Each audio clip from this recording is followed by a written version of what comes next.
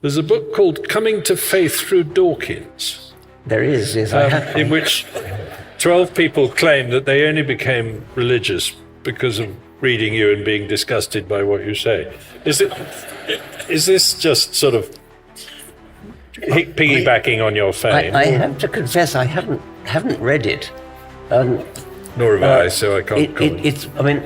I counted the number of books that have titles. I call them fleas. It comes from a poem by W.B. Yeats. Yeats, the great Irish poet, who was invited to praise certain poets that he didn't approve of, and he said something like, if I get it right, you say that I've given tongue in praise of what another said or sung, 'twere politic to do the like by these, but was there ever dog that praised his fleas?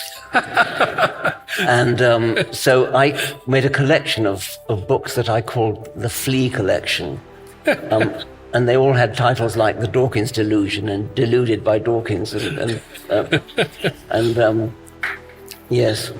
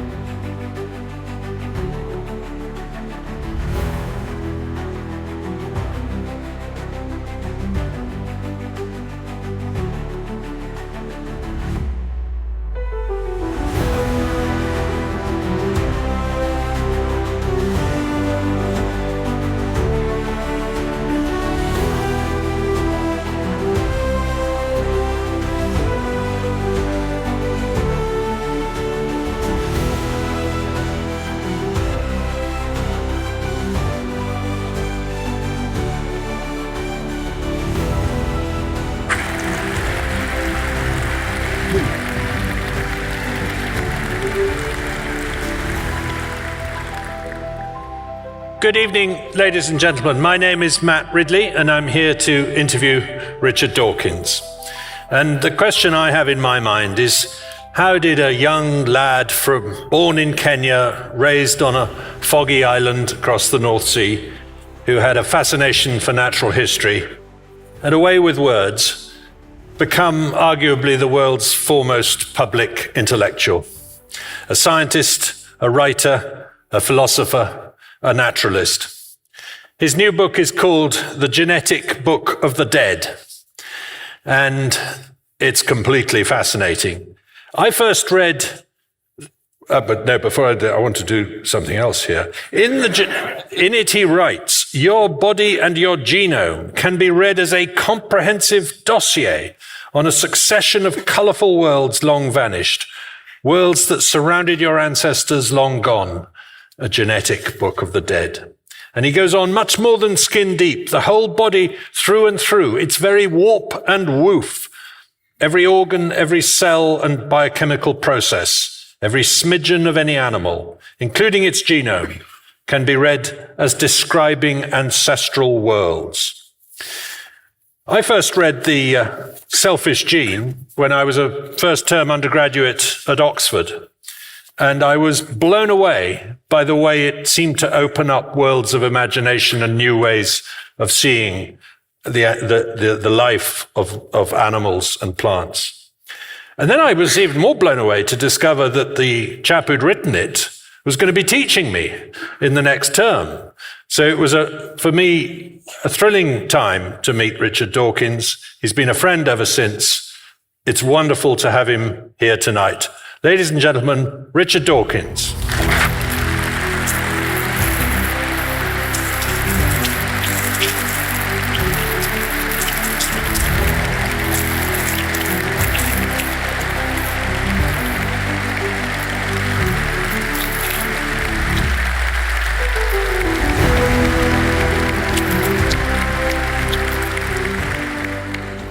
Richard, you were born before the discovery of the structure of DNA, the double helix, and you have lived to see human beings become the only species on the planet to read its own recipe, the human genome.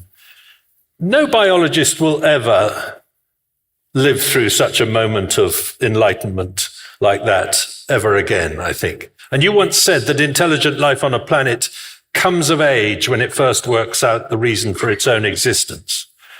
So can I invite you to reflect on just how special this moment is, your life on this planet? Peter Medawar, the great Nobel Prize-winning biologist, said something which I thought was a little bit arrogant at the time. He said, "It is simply not worth arguing with anyone who denies that this discovery, talking about Watson and Crick, is the greatest scientific discovery of the 20th century." That was his view. I guess it might be yours as well. I mean, I think it is, yeah. Yes.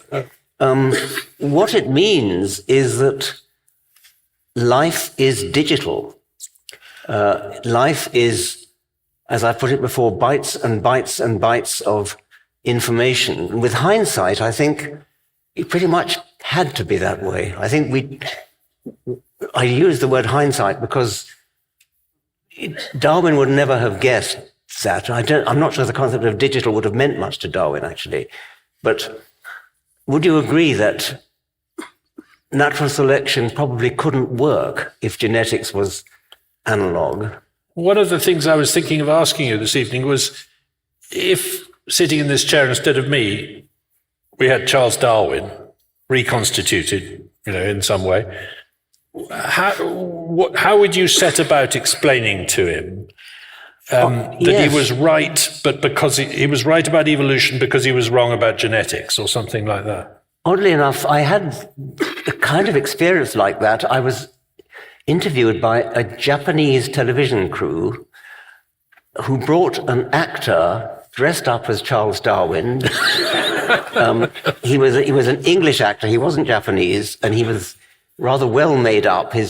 Bits of his face kept on dropping off the grease paint. But anyway, my task was to do exactly what you've just said, Matt. My task was to tell him what's happened since his death. And first of all, I had to go and greet him at my front door, and I was obviously overwhelmed. Mr. Darwin, what a privilege. And then I explained to him Mendel, because Darwin was troubled in his own time by a critic who, taking the predominant view of genetics then, which was analog, the view that the influence of mother and father were like sort of liquid substances that blended together. And so you've got a kind of mixture, rather like mixing red paint and blue paint, and you get purple paint. And the point was that once you've got the purple paint, you can mix purple paint and purple paint till you're blue in the face, and you're never going to reconstitute the red and the blue again. And so this critic, Fleming Jenkin, thought that natural selection was impossible because as the generations go by, all the variation would disappear, and so there would be nothing left for natural selection to work on. It's a very silly argument because, of course, it's an argument against brute fact, not just against Darwin. And the fact is that as the generations go by, we don't all become more uniform. Yes. But anyway, it did trouble Darwin. And so when this actor turned up and I had to tell him what had happened, I explained to him about Mendel's laws. He was rather good. He did good to an old man acting. He said, "Yes, that's right. That's it." But I can't remember if I got on to Watson and Crick and DNA. I probably did, actually. Yes. There's an essay you've written, which I've seen, but it's not yet been published, in a book by Lawrence Krauss, I think. Yes. And in it, you argue that if extraterrestrials arrive, as they may well do in your lifetime, just to cap off, all these things you've lived through, the thing we will have in common with them is science, not politics, religion, or much of culture. And you say, science is the jewel in humanity's crown. They'll have a version of Darwin, but not of Freud, Marx, or Foucault. Yes. I think that's pretty obvious. Well, no, that's not obvious. They'll certainly have Newton. They'll have their own Newton, yes, their own Einstein, and their own Max Planck. I would stick my neck out and think they would probably have their own Darwin as well, because I think that there is no other way for life to come into existence other than some form of Darwinian natural selection. They'll have mathematics. They'll have to have mathematics and physics, or they couldn't get here. I mean, you've got to be in fact, you've got to be a lot better at physics and engineering than we are in order to traverse interstellar distances. So there's a kind of filter that anybody who arrives has got to be a brilliant physicist and engineer and mathematician. But of course, our sociology, our anthropology will mean nothing to them. It'll be because they'll have their own, which will be utterly alien. That's my... I once looked into who's in charge of responding when they do first contact us. Take me to your leader. It's quite a good question. Yes. And there's a committee, apparently, at the United Nations, who will write something dreadful in response, something very dull. I think you should be in charge of responding, just like you did to Darwin on your doorstep. What would you... Gosh, yes. How would you set about representing humanity? Actually, Carl Sagan, I think, had a chapter heading, which was "Who Speaks for Earth?" Yes. And my feeling was that he would be the person. But he's not around, so you're going to have to do it. Yes. Talking of influences, because we're in the Netherlands, you worked quite closely with the great biologist Nico Tinbergen. He was an influence on you. Do you want to say a little bit about that? Yes. And other people who were influential? He spent the first half of his career at the University of Leiden, and he was lured away to Oxford by Alistair Hardy, the professor of zoology at Oxford. It's really amazing that Nico Tinbergen agreed to go to Oxford, because he was demoted from full professor to a mere, I think he was called demonstrator in those days, which was sort of junior lecturer. It was a tremendous upheaval. His children had to suddenly start going to English schools instead of going to Dutch schools and things. And it's not clear to me why he ever came, really. It's a very good thing he did. He wasn't even called Dr. Tinbergen. He was called Mr. Tinbergen, but Oxford in those days only recognized doctorates from Cambridge and Trinity College, Dublin. So it was almost a kind of insult. But anyway, Nico was a wonderful man. He was, when I knew him, I thought of him as avuncular, like an uncle, although he must have been much younger than I am now. Nevertheless, he had a very kindly smile, a very deep voice for such a small man. He spoke perfect English, and he was a major influence on all of us. Just going a little further back in time, you've had your own genome sequenced in full. And as you explain in this new book, The Genetic Book of the Dead, your genome sheds light on a genetic bottleneck in the entire human species. Yes. That occurred around 60,000 years ago? Yes, that's right. Anybody's genome, anybody here would do the same thing. Not just yours. Okay. It just happened to be mine that was... I had my genome sequenced, not the sort of sample that you get if you go to 23andMe. This is the entire genome. And it was done for a very odd reason. I was doing a television documentary, which ended up not actually being made in that form, but the idea was that my genome would be sequenced and buried for 1,000 years. And it would be dug up in 1,000 years, and by then our descendants would have the technology to build a clone of me. And it would just be my identical twin, of course. And the idea of the television program was to ruminate on personal identity, the fact that this clone would not be me, merely my identical twin. And so I would interview identical twins, and obviously they would be not the same person. And I would give advice to my 1,000-year hence clone: don't make the same mistakes I made. you may have the same genome as me, so make better use of it than I did, that kind of thing. Anyway, for that reason, I had my genome sequenced and was paid for by the television company. And as I said, in the end, the program went off in a quite different direction. But by then, they'd paid for it to be done, and so it was too late. So I've got it.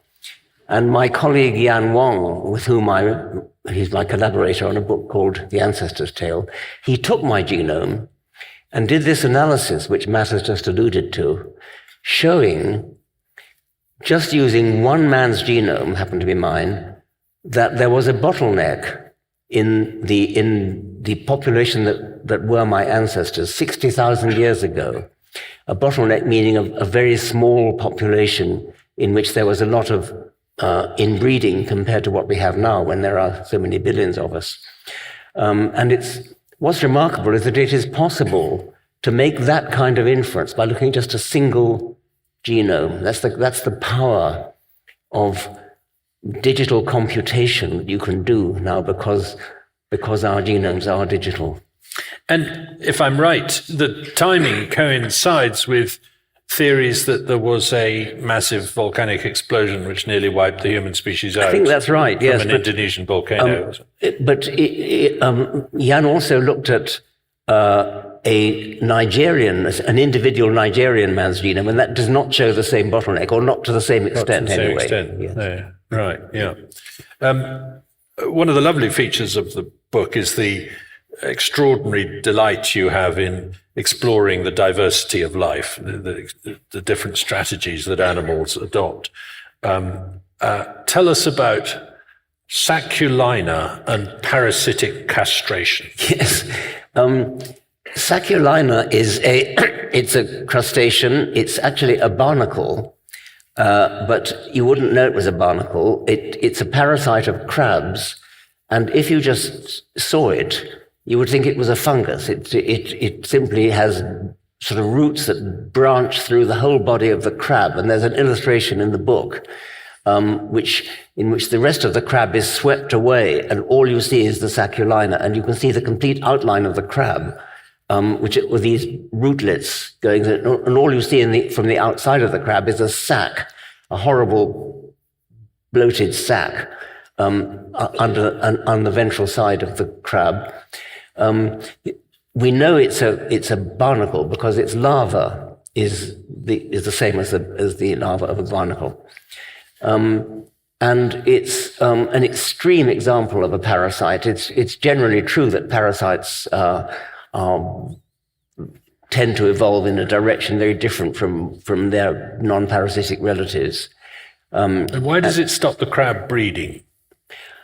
As you said, it practices parasitic castration, and this is fairly common among parasites. When they start to devour their host, they often go first for the gonads, the testes. And so what it's doing is preventing the crab from reproducing and forcing the crab to put all its effort into surviving and becoming worth eating. And of course, we do the same thing with cattle. We castrate cattle, make bulls into oxen, and for the same kind of reason. So more steak, less gonad, as it were.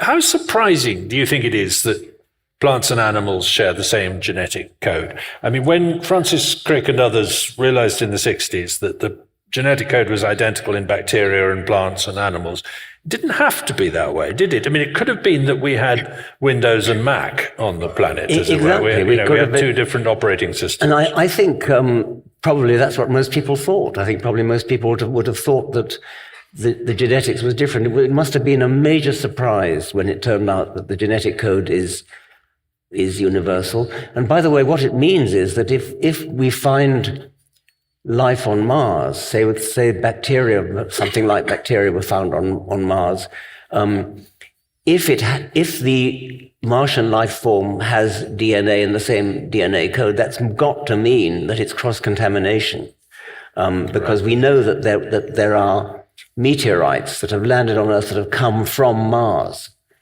Vice versa? I don't know whether it's known vice versa,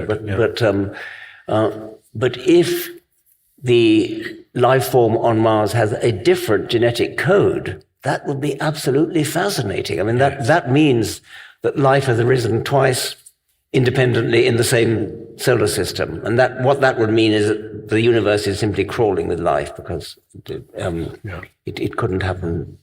It's obvious.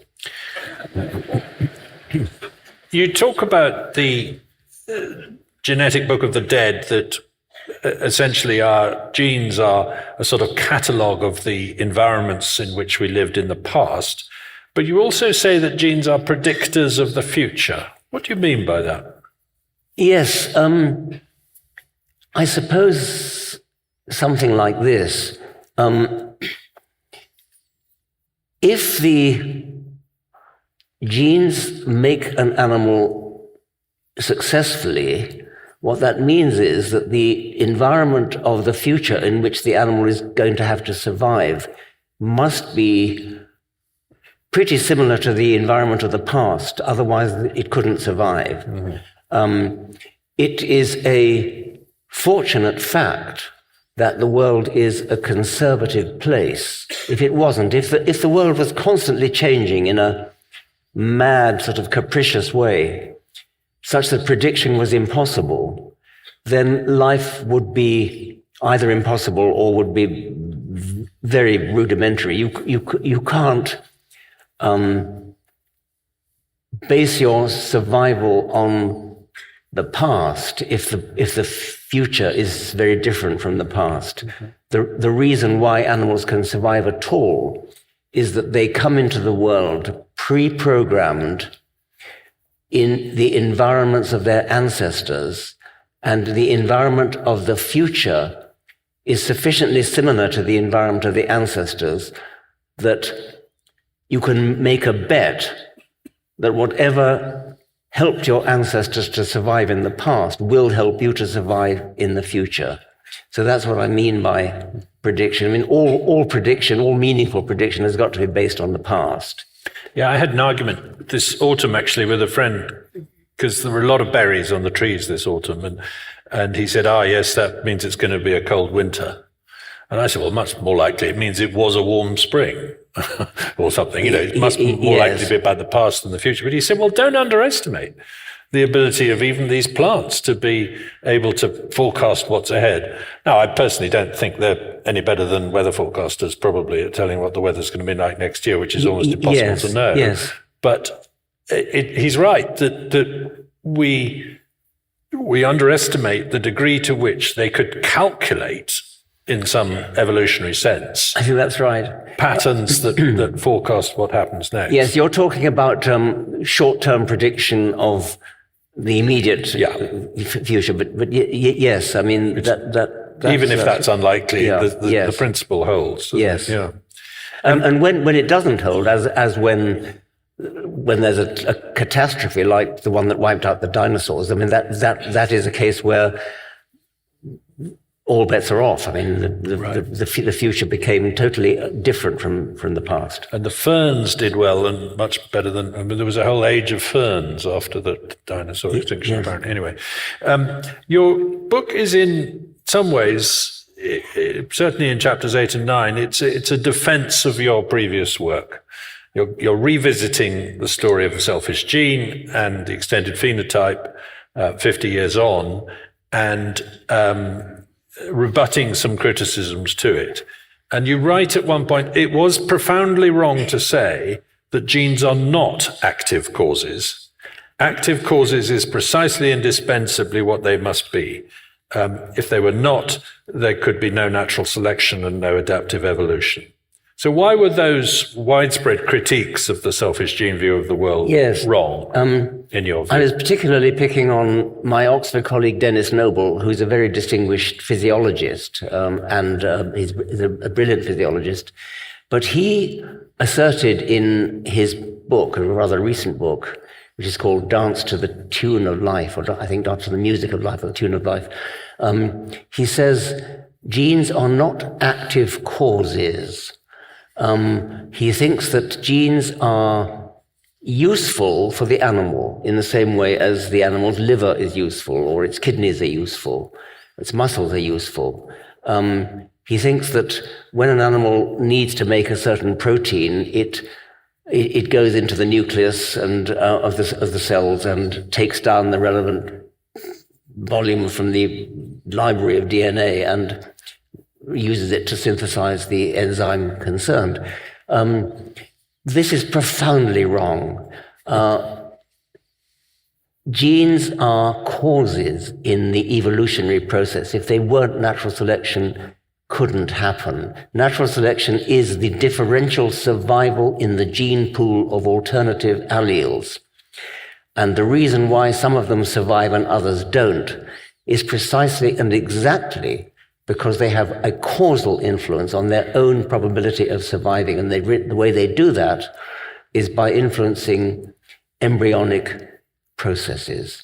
So a gene which survives in the gene pool, an allele which survives in the gene pool, does so because its net effect on embryologies as the generations go by is positive for its own survival. Either it causes the bodies in which it finds itself to survive or to reproduce, and to reproduce. So it could be a gene that makes an animal sexually attractive, for example. It could be one that makes it run fast. It could be one that makes it survive the cold. And whatever it is, the gene survives in the gene pool because it has a causal influence on bodies. Dennis Noble's not the only person who's made this error. Stephen Jay Gould, an extremely distinguished paleontologist, now dead, he referred to genes as mere bookkeepers.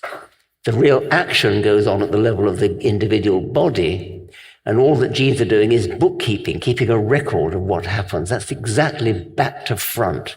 It's exactly backwards. A bookkeeper does not,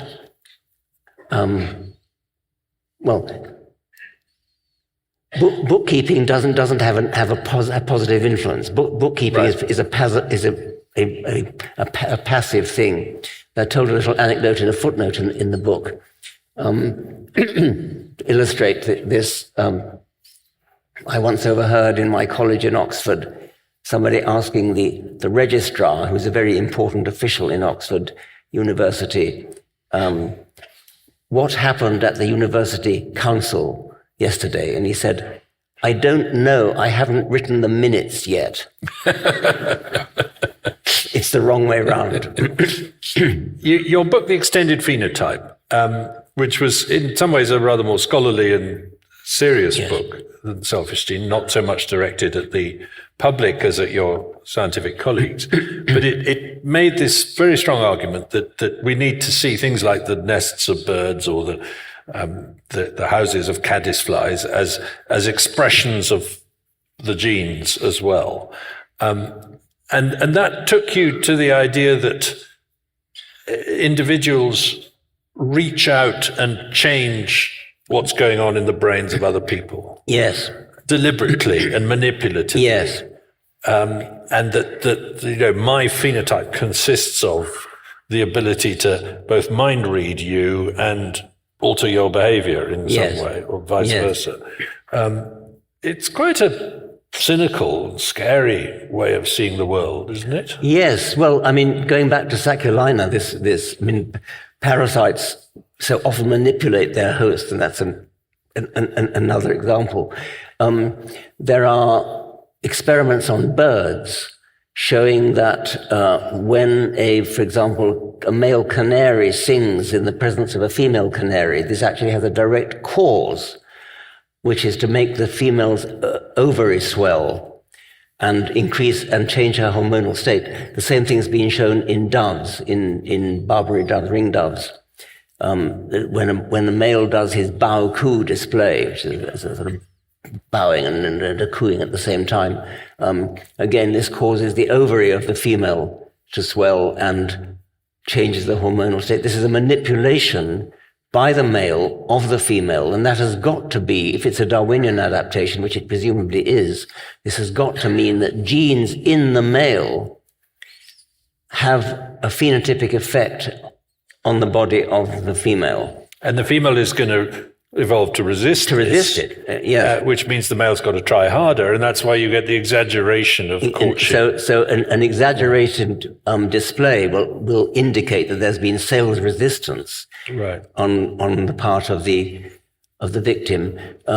John Krebs and I wrote a paper about animal communication in which we made this point, and said that in those cases where there is not sales resistance, you expect the display to sink to a conspiratorial whisper, because it's not necessary to exaggerate.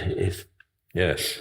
And you're fascinated, as I am, in the book that I'm bringing out next year called Birds, Sex and Beauty, in case anyone wants to buy it. It's a brilliant book. I've just read it, by the way. I strongly recommend it. We're both intrigued by these wonderful birds called bower birds in Australia, which build these bowers and decorate them with coloured objects, not for as a nest, but in order to entice a female in and impress her with his artistry and thereby seduce her. This is art, isn't it? It is. It's a beautiful example of an extended phenotype.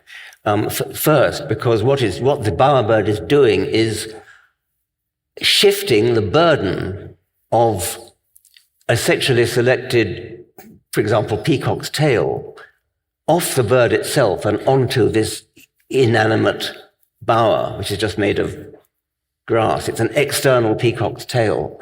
And it is art. If you've seen film, I think some of David Attenborough's films show bowerbirds, and you can watch it. They don't only build this structure out of grass, a beautiful thing, it varies from species to species, but it might be a thing shaped like that, and the female is encouraged to go into it, and the male decorates it with, in one species, blue objects, in another species, white objects. In the white object one, which is the great bowerbird, yes, the bower that I watched, which was on the edge of a cemetery outside a town in Queensland, the male had, among the decorations that he'd gathered was a plastic tiara and a plastic hand grenade. You're so privileged to have watched a bowerbird, Matt. I really. But you say, I see no reason to refrain from an aesthetic interpretation absolutely, of bower I agree with you on that. I mean, Matt makes the point in his book, and I make the point in mine. There is no reason not to call this aesthetic. If you watch a bowerbird, I haven't watched them directly as Matt has, but on film, it's just like an artist touching up, sort of putting in a little detail there and standing back and looking at it and going on, changing the detail there, just like an artist touching up the canvas. I think you can say the same thing of bird song as well.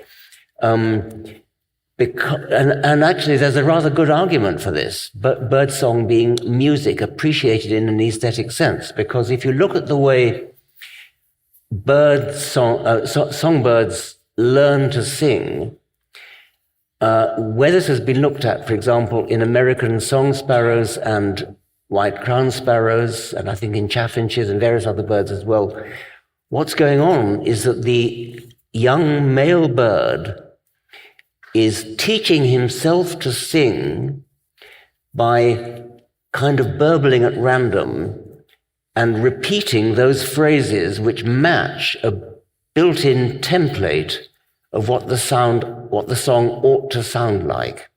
Now, in the song sparrow, experiments have shown that the template is indeed genetically built in. It doesn't ever need to hear another bird sing in order to have this built-in template of what song sparrow song ought to sound like.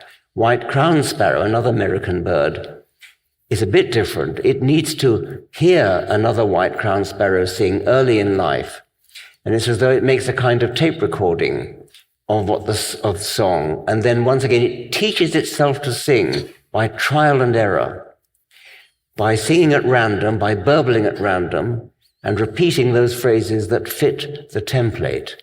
Now think about what's going on there. This bird, the male bird, is ultimately trying to seduce a female when he's grown up. The reasoning would go like this: anything that turns me on now is likely to turn a female on in the future because I'm a member of the same species. So he's trying the song out on himself, almost saying, if I were a female, would this turn me on? Yeah. Well, isn't this exactly like Beethoven? Some of Beethoven's notebooks survive, and you can see the embryonic phrases that eventually we know and love in Beethoven's works that we all know. But you can see how the phrases developed in his mind. He used to go for long walks and with a notebook, and he would note down fragments in the notebook, and you can see them evolving towards the phrases that we hear in his symphonies and so on. So what the male bird is doing is indistinguishable from an aesthetics. It is saying, what do I like? Because what I like is going to appeal to females as well. That seems to me to be, I don't see how you could deny that that's an aesthetic sense. You also write in this book that the easiest, if not the only, way to translate a human genome into a working body is to feed it into a very special interpreting device called a woman. We live in an age when even some scientists find it hard to define a woman. Is sex binary? Of course it is, yes. It's one of the very few binaries we've got, actually. I mean, almost everything else is a continuum. I mean, tall versus short, fat versus thin, clever versus stupid. Black versus white. Black versus white. All these things are continuum. Well, especially black versus white. When you think about, to be a little bit personal, I have been cancelled because I made an implicit comparison between people who, on the one hand, deny that sex is binary, and say that you can choose your own sex. You can choose your own sex, and so they're very adamant about that. And yet, there was a woman in America called Rachel Dolezal who desperately wanted to be black. She made her hair look appropriate, and she became she announced that she was black, which she wasn't. But she was despised, and yet she was thought to be culturally appropriating, presumably. I suppose, yes. But in America, blackness and whiteness, African American, is a continuum because of crossbreeding. So people who call themselves black range from the Duchess of Sussex, whom you'd hardly know what was, to somebody who really is purely African. So there really is a continuum. But sex is not a continuum. It's one of the few things that aren't. Despite the fact that there are some people with ambiguous sensations about which sex they are? There are people who psychologically feel that they've been born into the wrong body, yes. But that's gender and culture. Yes. Culture of that's right. Yes. Biological sex. Yes, which is fine. I mean, people can identify what they like. What worries me is when they then enter boxing matches as women or swimming competitions. These are deep waters and difficult issues, I think we know, and we have to be careful how we speak about them. And quite rightly, nobody wants to offend anybody. But as you say, that for you, there is such a thing as objective truth. You've Yes, made that quite clear. I think on a that number of the point I'm occasions. trying to make now is that if I was a woman athlete, I would be pissed off if a man comes muscling in and starts taking away the cups and records.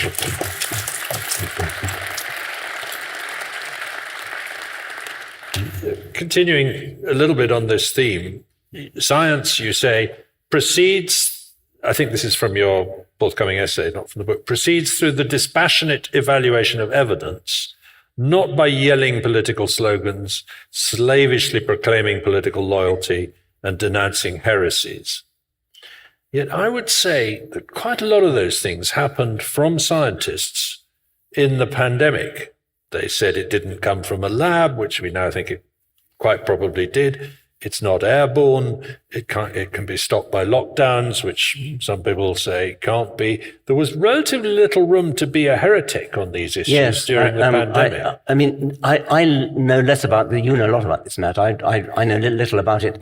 The essay that I said that in was actually talking about the Lysenko affair. Exactly. Where I don't know whether you know about this. Probably many people do. This was a time in the 1940s where a agronomist in Soviet Russia, who was a quack, really, he was a charlatan, who had Lamarckian ideas. He believed that you could change the genetics by environmental influence of plants, and he unfortunately got the ear of Stalin.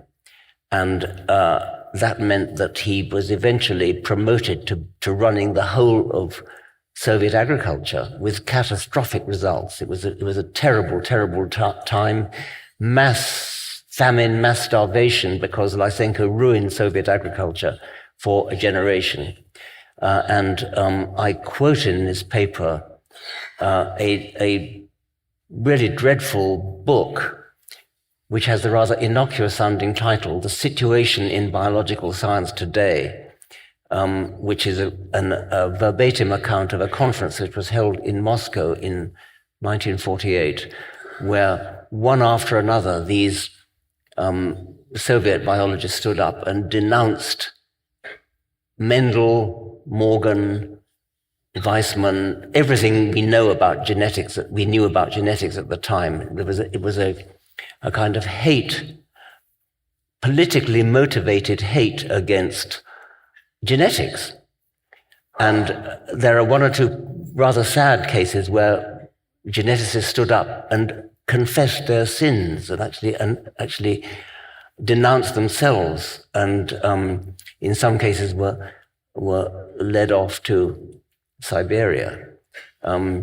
Most notably Vavilov, who was a very genuinely distinguished geneticist. So there is a terrible tendency for politics and ideological biases to creep into science. I think science really does need to keep itself pure and free from that, and to be led by the evidence alone.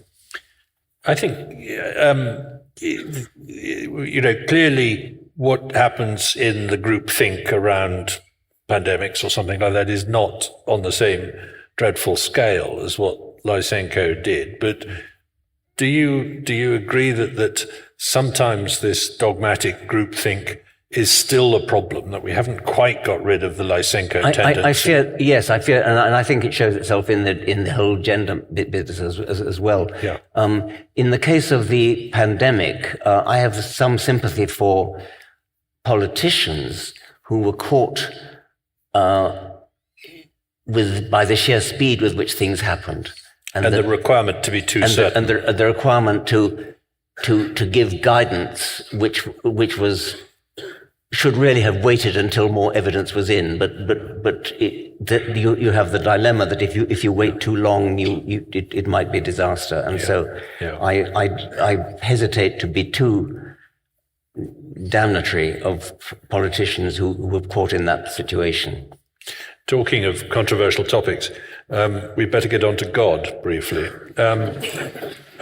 With Daniel Dennett and Christopher Hitchens no longer with us, and Ayaan Hirsi Ali has turned Christian,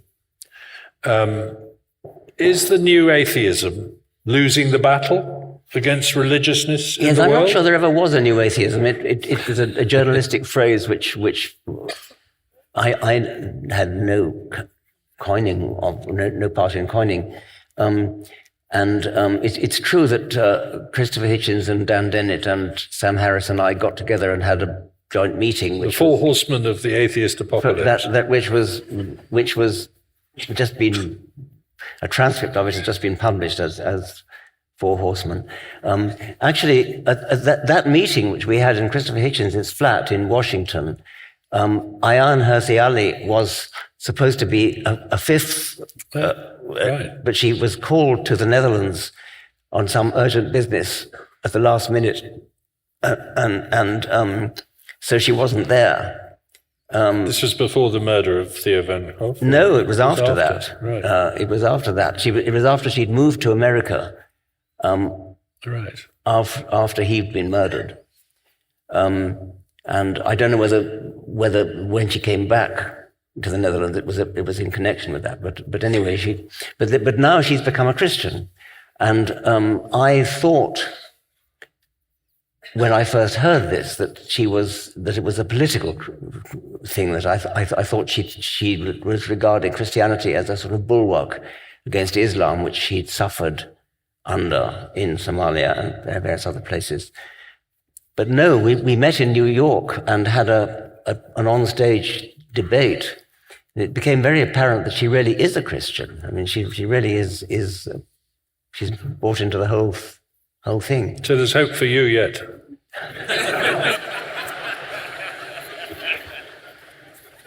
I have to guard against this syndrome of Deathbed conversion. There is a man called Larry Taunton who wrote a book about after Christopher Hitchens' death, not quite saying he had a deathbed conversion, but kind of Right. implying something of the sort of drifting in that direction, which I think is completely And false. similar claims have been made about Darwin, actually, haven't they? There was a woman called Lady Hope who claimed to have visited Darwin when he was bedridden, and claimed that he had a deathbed conversion. It was totally false. It was debunked by his son Francis. There's a book called Coming to Faith Through Dawkins, There is, yes, I have. in which 12 people claim that they only became religious because of reading you and being disgusted by what you say. Is this just sort of piggybacking on your fame? I have to confess, I haven't read it. Nor have I, so I can't comment. I mean, I counted the number of books that have titles. I call them fleas. It comes from a poem by W.B. Yeats. Yeats, the great Irish poet, who was invited to praise certain poets that he didn't approve of, and he said something like, if I get it right, you say that 'cause I have said or sung, no, because I've given tongue in praise of what another said or sung, to a politic to do the like by these, but was there ever dog that praised his fleas? And so I made a collection of books that I called the Flea Collection. And they all had titles like The Dawkins Delusion and Deluded by Dawkins. Yes. I think there were 22 of them. I mean, you are, I know this, a very moral person. You're happy to condemn immoral things. You've said, you've written about things like slavery as being wrong. But what does that mean if there's no God? If we're just survival machines, where does that morality come from? Well, you know perfectly well, Matt, but I know, I'm asking you the question. I think why bother being kind? The first thing to say is that wherever we get our morality from, I hope it's not from the Bible. That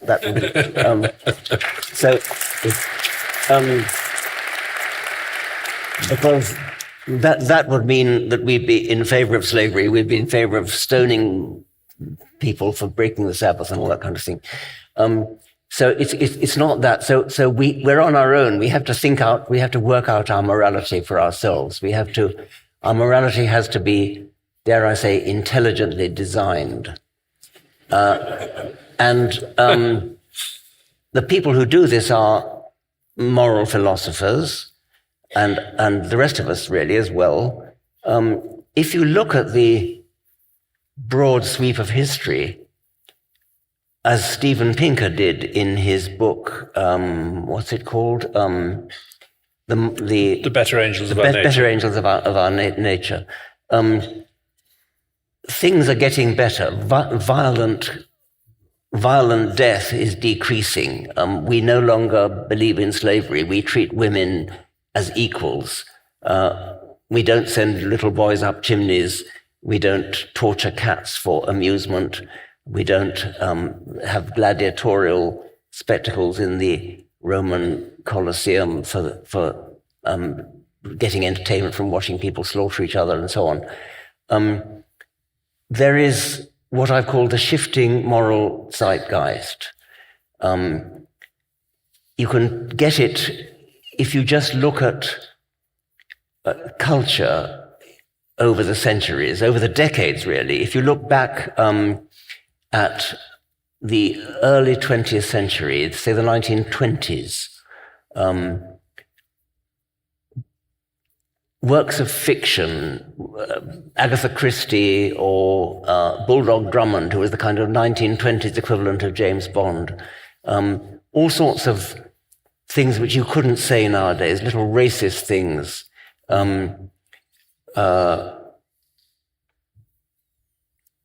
You can tell what decade a book like that was written in by what the sorts of language that they use that you couldn't use later. We are 21st century people. We have 21st century values, 21st century morality. And some people are more in the vanguard than others, but nevertheless, we are, compared to people in the 19th century, we are all what we'd all agree was more advanced. If you read... And that's a form of mimetic evolution? I think it is. I mean, it's cultural evolution. People grow up realizing that actually to be valued in society, you have to behave better. Something like that, yes, something like that. If you look at Abraham Lincoln, say, or T.H. Huxley, in the middle of the 19th century, they were in the vanguard of progressive thought at the time. Mm-hmm. But what the language they used would be utterly unacceptable now. I mean, racist beyond anybody that you would like to meet today. Lincoln, who freed the slaves, said, of course, nobody would seriously think that black people should be allowed to vote. I mean, that kind of thing. Women were only granted the vote during the 20th century. It varies from country to country. In America, I think it was sometime in the 1920s. In Britain, sometime in the 1920s. In some cantons of Switzerland, I think not until the 1970s. So there is this shifting moral zeitgeist, which is shifting all the time, and which labels people by the decade in which they live. Mm-hmm. Whether they are a bit ahead of the curve or a bit behind, they're 1920s people, or they're 1950s people, or they're 2024 people. So I don't know what the shifting moral zeitgeist is what the driving force of it is. It's a bit like Moore's law, the law about the increasing computer power, which doesn't seem to be driven by any one thing that you can put your finger on, but nevertheless has a lawful. It's got a momentum of its own. It's got a momentum of its own, and it has a.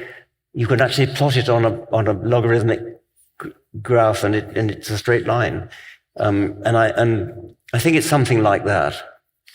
Do you ever regret diverting your career into the God delusion stuff. It made you much more famous, even than you were, but it also made you many more enemies. And it took you away from the special expertise you had. Yes.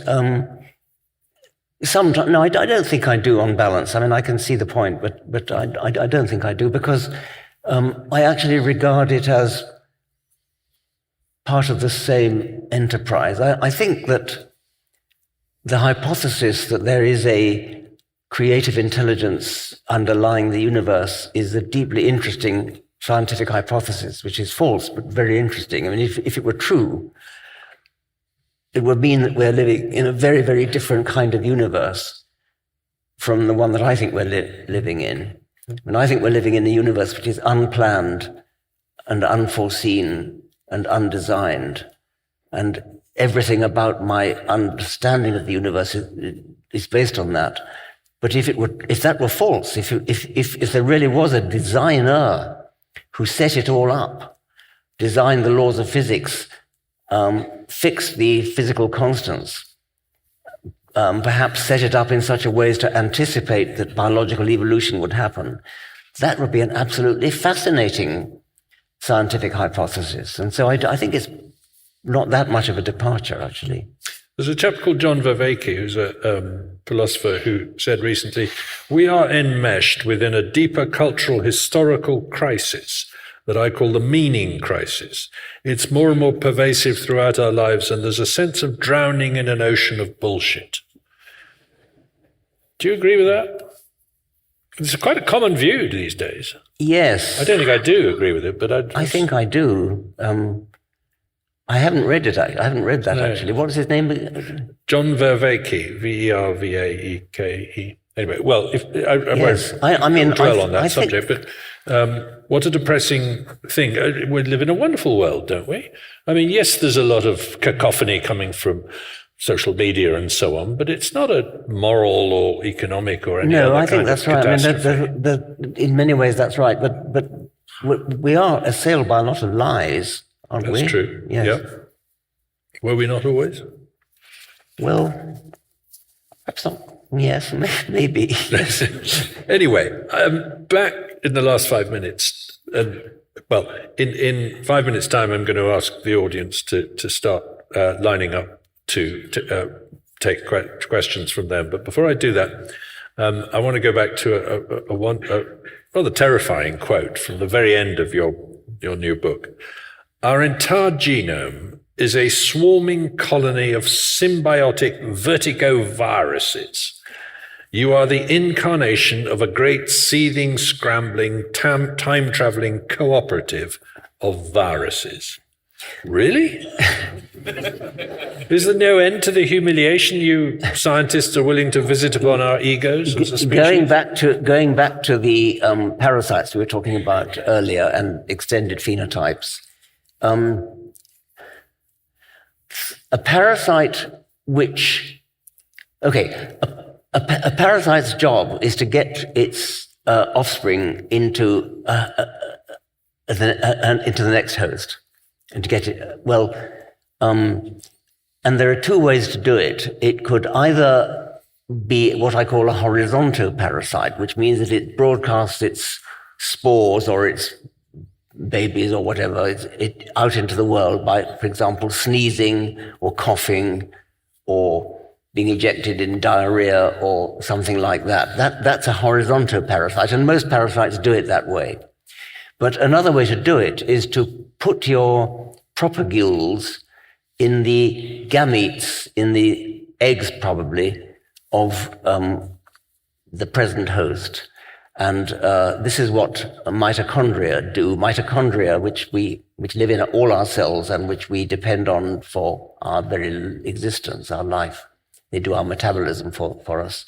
They are bacteria. They originally were bacteria, and they have become so cooperative that it was only recognized that they are bacteria quite recently. They are verticoparasites. They pass to the next host in the eggs of females. So we all get our mitochondria from our mothers, and hence from our maternal grandmothers, from our maternal great-grandmothers, etc. They pass vertically down the generations.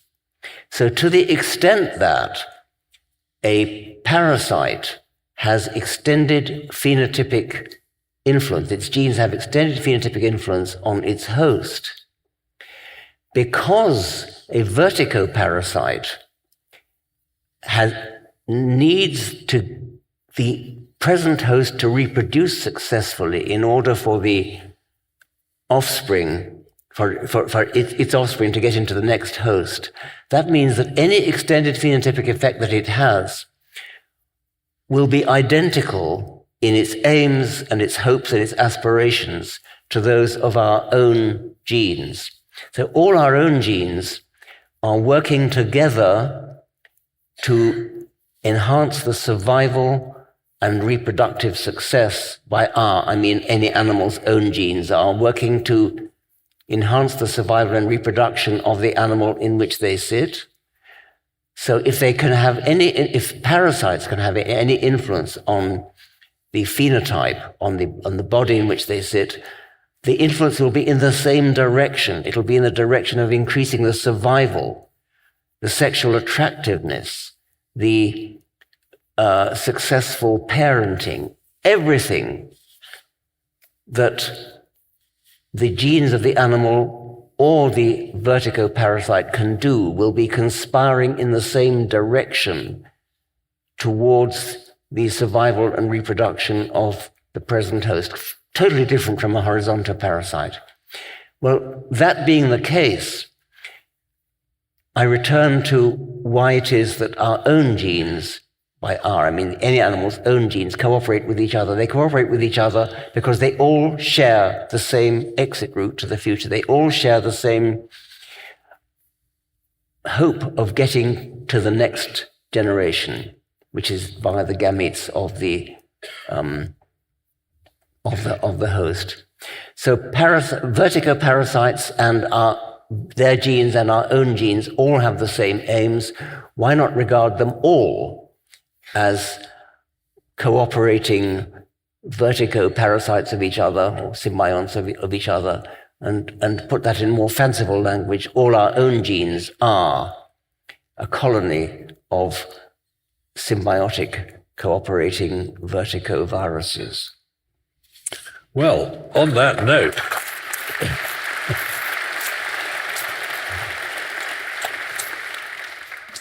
so, ladies and gentlemen, it's 8:10.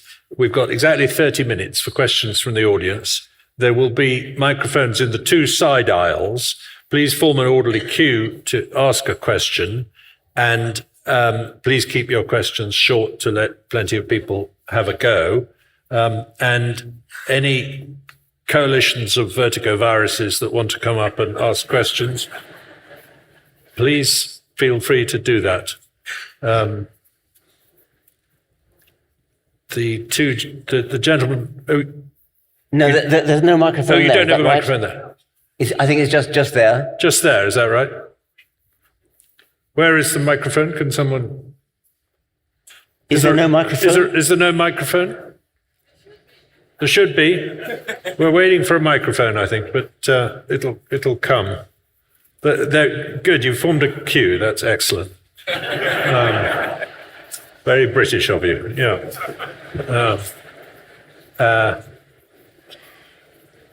Is there a microphone coming? Do you want to... There we go. The microphone's arrived. Marvellous. Okay, far away. Hello, good evening. Professor Dawkins, it was a great honor to be here and to hear you talk today.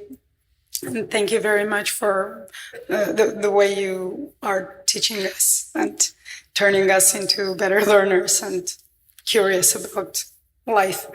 And my question is, currently there are so many alterations in human bodies, like people changing their noses and lips, and not to go into too many details.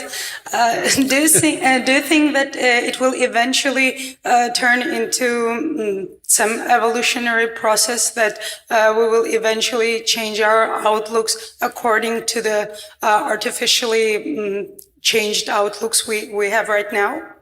I think the changes you're talking about are things like plastic surgery, aren't they, which are non-genetic. Exactly. They themselves will not become incorporated in our evolution. I suppose one could imagine a future in which instead of going to a surgeon to have your body altered by surgery, you could go to a geneticist and have your genes altered. But I think that's at present rather science fiction.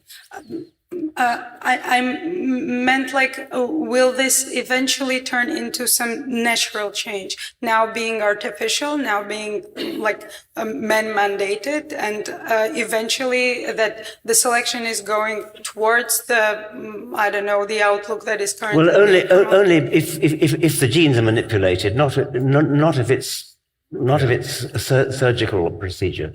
Thank you. Next question. Thank you.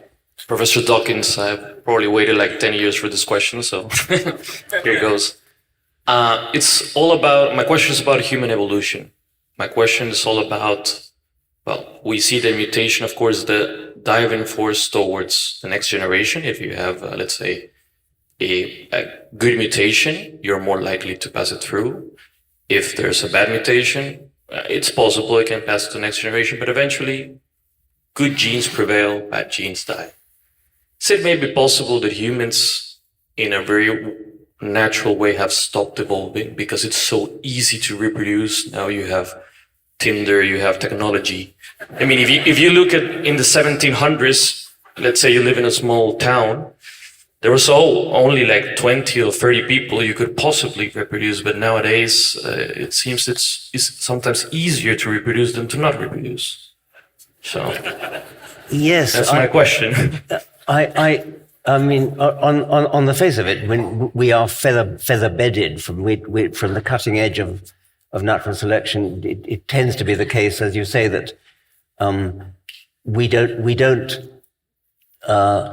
It's not the case that you only reproduce if you survive to adulthood, which is the case of wild animals.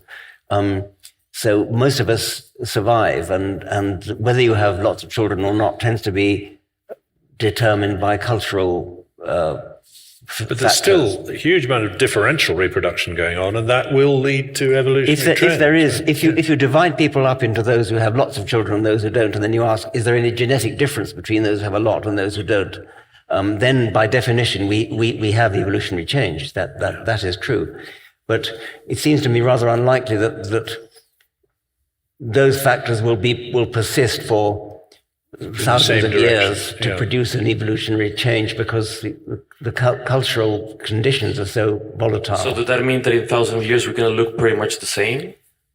I would have thought so, yes. Now, look, there's lots of people queuing up, so I'm going to ask people to be really quick with one question only. Thank you.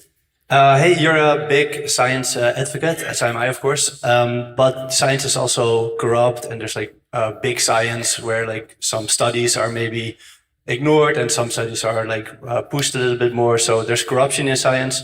Also, there's a huge potential of science that's missed in the big firewall that's academia, where not everybody can approach science. And there's the scientific papers are, of course, you have to pay for it.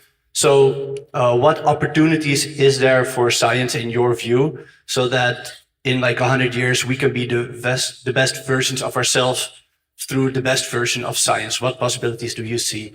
So you're worried about corruption in science, and yes. What do you think, Matt? Well, I think you're not wrong to raise these issues, and we touched on it with our discussion of groupthink. For me, freedom to experiment and to speculate, but freedom to criticize others for experimenting and speculating badly are the two ingredients we need. And what keeps science honest and keeps confirmation at bay is Professor A challenging Professor B and calling him an idiot. That's very important. But also, I suppose that you have to get grants. I mean, and you can't just work on what you feel like. You have to convince people, especially when you need expensive apparatus and so on, so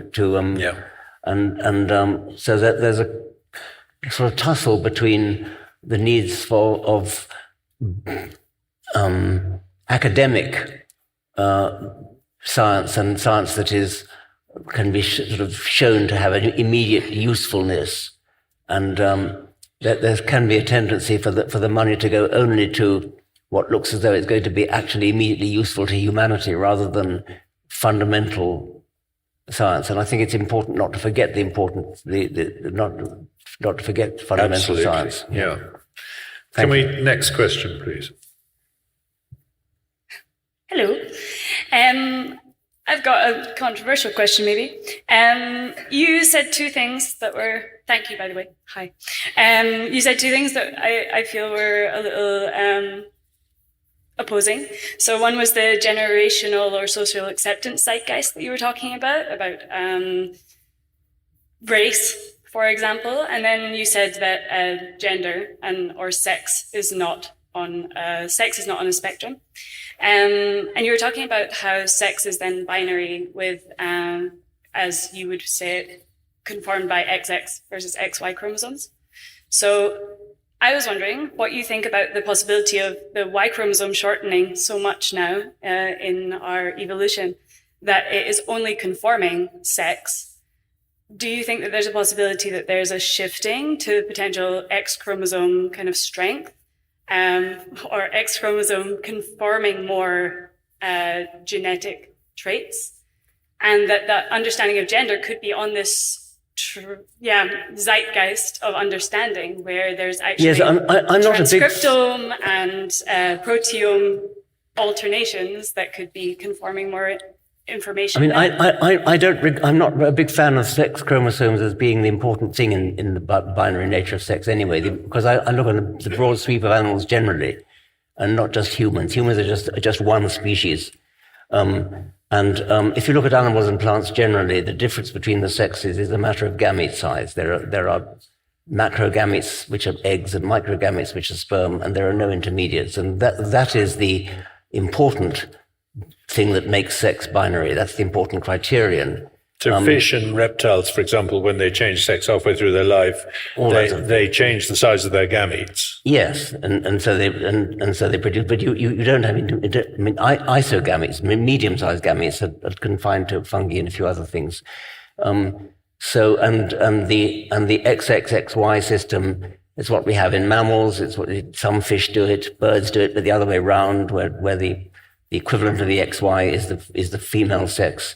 So don't get hung up on sex chromosomes. The important thing is gamete size. That's the big binary that's involved in sex. Next question.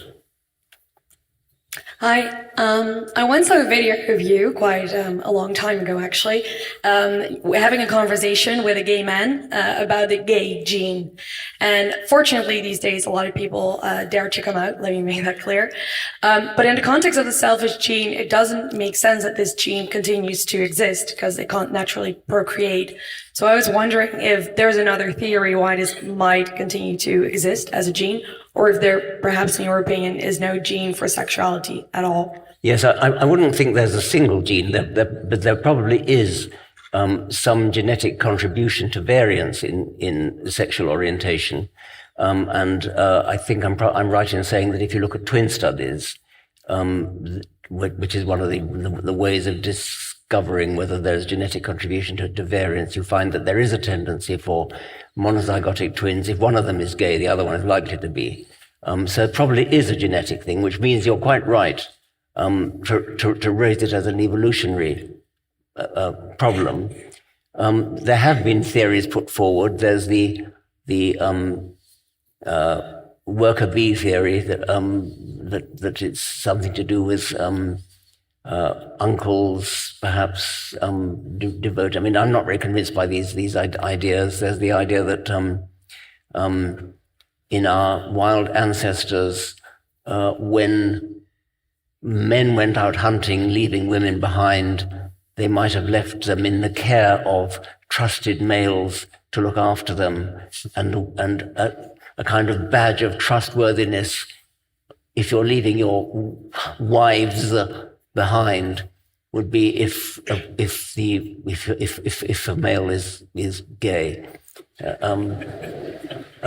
Again, that's a sort of idea that people toss up from time to time. I'm inclined to think that when we talk about genes for anything, it always means in a certain environment.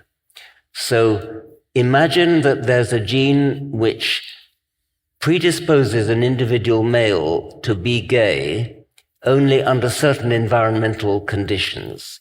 And a possible example, just a purely hypothetical example, would be if you're bottle fed and you have this gene, then you're more likely to be gay. If you're breastfed, not. Well, in the days before bottle feeding happened, that gene would not have manifested itself as homosexuality at all. Now, the bottle breast thing is just one way in which it could have happened. There are all sorts of possible ways in which the environment could have been a kind of trigger which wasn't present, a trigger which wasn't present in our wild ancestors when natural selection was working on us. And so it may be that a gene which predisposed men to be gay now would not have had that effect in our wild ancestors. So this is all just me thinking aloud, really. Thank you. Next I don't know whether you want to add anything to that, Matt. I mean, these sorts of questions really are much better put to Matt than to me, actually. You're doing fine. Yeah.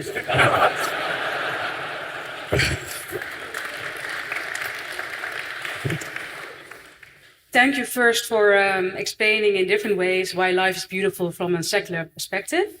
And second, my question is, from an atheist perspective, what ideological conflicts do you see in the Western society that you consider a threat? And in what ways can we mitigate this threat? What was the key word there? Oh, yes. I missed the word too. What? Threat. No. Atheist perspective. No. After that. With other words, what's something like ecological or something? Oh, ideological. Ideological. Yes, Thank you. biological. Thank you. Sorry. What was the question? What ideological threats do you see? Threats? Threats, yeah. Threats. Sorry, we missed different words, it seems.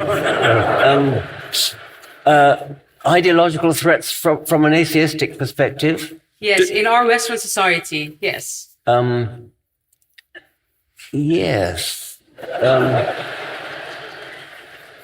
Well, I mean, those of us who have advocated atheism have been accused of opening a door to other kinds of nonsense. Is that the kind of thing you're talking about?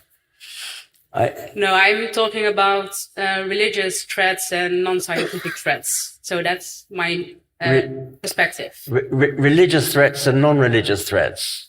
Yes, I mean non-scientific threats, like non-scientific thinking, like that kind of threats. Yes. Well, I suppose, I mean... Are we becoming more irrational, more I think, ideological? Yes, I mean, there are ideological irrationalities abroad at the moment. Yeah. By abroad, I mean, don't mean abroad, I mean... Yeah, everywhere, yeah. And I mean, I think yeah, I'm going to shut up now, I think.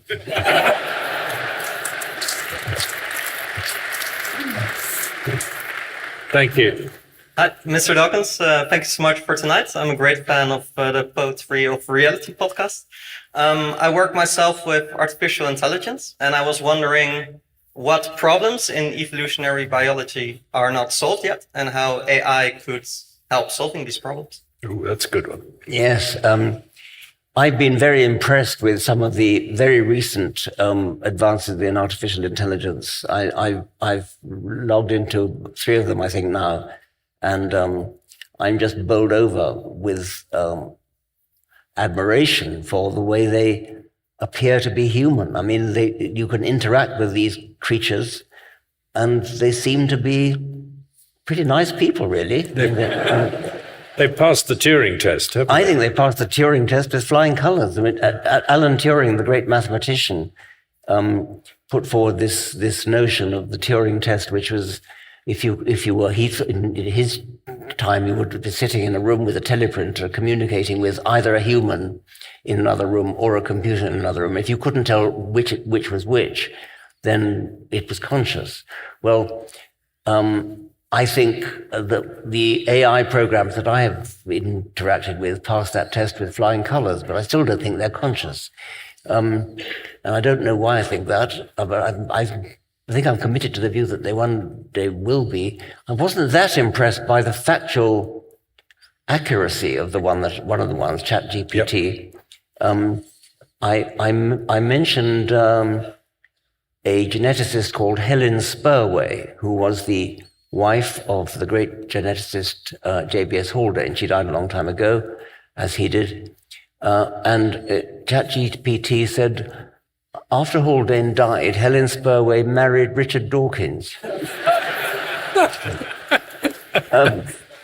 And I said, no, she didn't.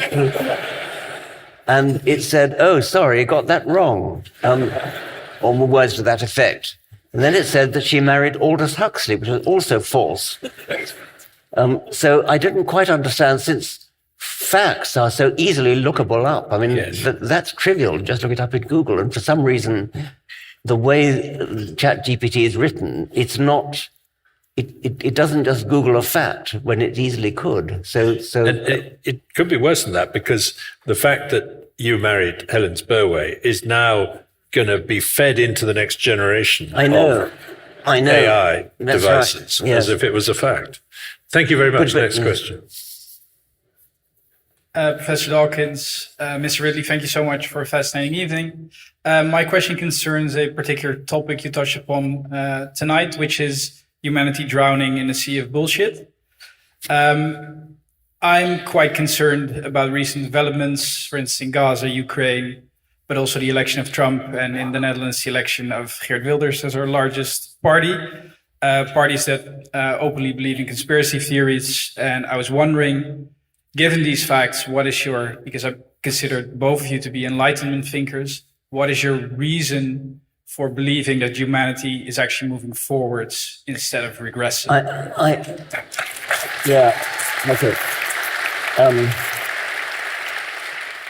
I try to see silver linings, and it's hard. I think Trump is a liar. I think he is vain, he's vengeful, vindictive, ignorant, stupid, lazy, and a catastrophe for the world. I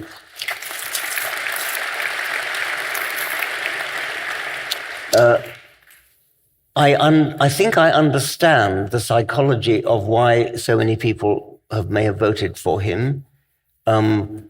We are told that it's the economy, stupid, and I'm skeptical that he can make a better job of the economy than anybody else. But anyway, leave that thing aside. I think I have some sympathy with American, perhaps working class American men who are fed up with being told that they are racist simply because they're white.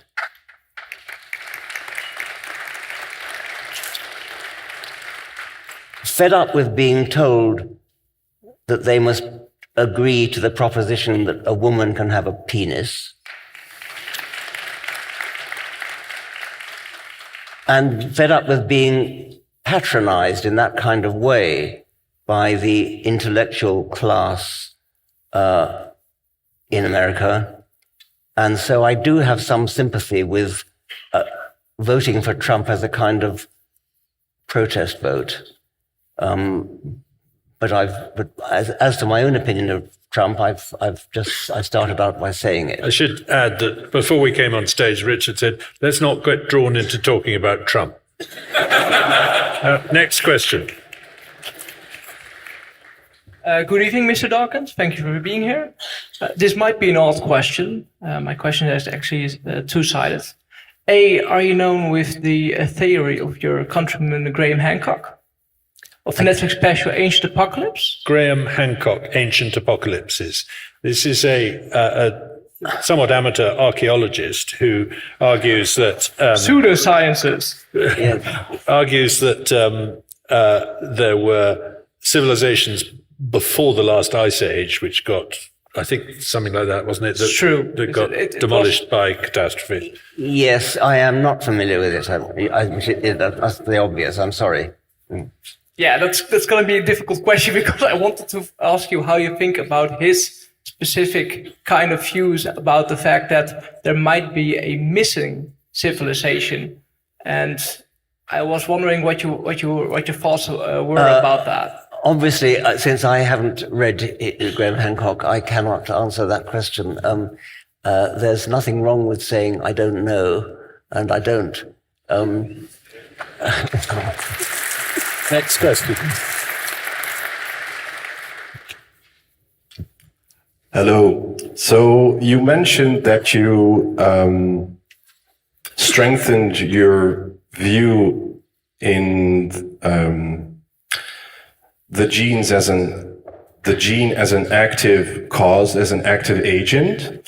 But do you think the fact that the experiment that Dennis Noble undertook, in which he demonstrated that cardiac rhythm can be taken over by another gene, kind of demonstrates that this view is in any way maybe less strengthened as you think? Not at all, no. I mean, I'm entirely happy with the idea that taking over by another gene is entirely plausible, and natural selection could indeed have built in that kind of fail-safe redundancy. So that doesn't seem to me to be relevant. The point is that if a gene, that the only way in which a gene can become more numerous in the gene pool is by having causal influence on its own future, and that will be true of genes that are redundantly brought in as a backup system if something else fails in the heart. So it's not a problem. Next question. We're going to move on if we can, because to try and get as many in as possible in the last 10 minutes. Hi, Richard. Big fan, like everyone here. My question is short. What do you think is the biggest challenge to scientific literacy in today's society? Scientific literacy. I don't know. Education? I mean, are we doing enough at school level to make science exciting for children? I think obviously we need to make science exciting, and I have a particular view for how to do that, which is a little bit different from what some people have. There's a kind of tendency for science educators to feel you have to make it what they call relevant. You have to make it appealing to everyday life. There was a time when Mrs. Thatcher, our late Prime Minister, who happened to be educated as a scientist, gave a little talk on television about cookery and the science of cookery. There's a tendency to justify the space exploration, because it has as a byproduct things like the non-stick frying pan. Yes. And making it relevant to everyday life. You see, science can produce the non-stick frying pan. That's not what science is about. Science is about vision, is about excitement, is about poetry, is about the beauty and wonder of the universe. So that space exploration is nothing to do with byproducts like that. Science is not justified. I mean, the study of natural history is not to be justified by the fact that you can lead to discovery as byproducts, things like aspirin as a useful medicine. It's not usefulness that really matters. It's the beauty, the wonder, the elegance of the universe and discovering about it. And so I'm a believer in the Carl Sagan approach to teaching science, as opposed to the non-stick frying pan. It's a bit like saying that music, the benefit of music is it's good exercise for the violinist's right arm. So that's not what music's about. Like art, science should be the fruit of culture, not the seed of culture. Yes, yeah. Next question, please. Professor Dawkins, thank you for this interview and for being an inspirational front fighter of truth. My question is a bit of a follow-up of the first question that was asked, but mine is more on a genetic level. Would you think that genetic modification and maybe future genetic engineering might be good or bad for the genetic book of the future dad? Well, genetic modification is something that is likely to come, I think, in the future. And whether it's good or bad, I suppose anything can be good or can be bad depending upon how it's used. And it would be terrible if it were used in the sort of way that Hitler might have used it. I can imagine, though, that it could have good effects if it's used wisely. This is really, again, Matt's really. Yeah, no, I don't disagree with that. Let's keep going because there's lots of people. Yeah. Thank you, Professor Dawkins. I drove 700 kilometers here and I have no regrets. My question is about what you think is the most dangerous meme that's currently alive and how we go about fighting it. Most dangerous meme? Most dangerous meme, yeah. Like in politics. Oh, yeah. Most dangerous.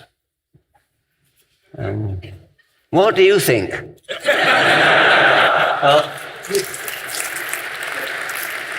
You drove 700 I have a feeling kilometers. it's maybe a religion that often makes headlines, even here in Amsterdam in recent days. And I'm kind of afraid that if this becomes stronger and stronger, this might take over the world. Like a religion. Yeah. Jihad. Yeah. Yes. Yes. Especially if you look at nations like Iran, where a government can basically control its entire people, and that's basically. Yes, I mean that is certainly a big worry. I get the feeling that Iran may be there may be some hope of the really horrible, hideous regime in Iran being overthrown. There seems to be a groundswell of rebellion there. I think it's a pessimistic view of human nature to think that such a pernicious doctrine could really take over in the face of the alternative, which is rational, skeptical, scientific thought. So I hope that. Well, I think we can just hope for the best. Thank you. Yes. Good evening, professors. Nice to meet you. And everyone, of course. When the Gaia theory or hypothesis, I think, came out, I've remembered you used to criticize it. Is that something you still criticize? And what is your current position or standpoint from that particular theory? James Lovelock, who is an independent scientist of great brilliance, who had many inventions to his credit, put forward this idea which he called Gaia, which is that the whole world is a living organism, and showing the properties of a living organism like homeostasis and correcting disturbances and getting itself back on track when disturbed. My criticism really was based upon the fact that you cannot have a living organism taking adaptive action unless there is natural selection of alternative organisms of that type. And so in order for the world, Earth, to be a living organism, there would have to be a natural selection of planets, of alternatives, which clearly there isn't, and Lovelock certainly didn't believe that there was. That was the nature of my criticism, but I have greater admiration for Lovelock as a highly original thinker. Yeah, I became a friend of Lovelock towards the end of his very long life, died at age 103. And I always thought that, and people have said this about how to deal with Donald Trump too. Sorry, not that he was anything like Donald Trump, but that you should take the idea seriously, but not literally.